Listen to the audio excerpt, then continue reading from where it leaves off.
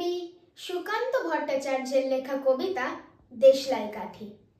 আমি একটা ছোট্ট দেশলাইয়ের কাঠি, এত নগণ্য হয়তো চোখেও পড়ি না, তবু যেন মুখে আমার উসখুস করছে বারুদ, বুকে আমার জ্বলে উঠবার দুরন্ত উচ্ছ্বাস।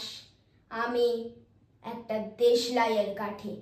মনে আছে সেদিন হুলস্থুল বেঁধেছিল, ঘরের কোণে জ্বলে উঠেছিল আগুন, আমায় অবজ্ঞা ভরে না নিভিয়ে ছুঁড়ে ফেলায়।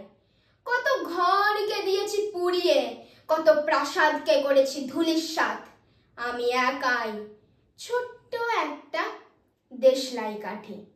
এমনই বহু নগর, বহু রাজ্যকে দিতে পারি ছাড়খাড় করে, তবুও অবজ্ঞা করবে আমাদের।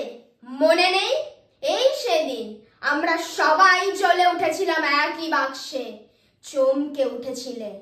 আমরা শুনেছিলাম তোমাদের বিবর্ণ মুখের আর্তনাদ।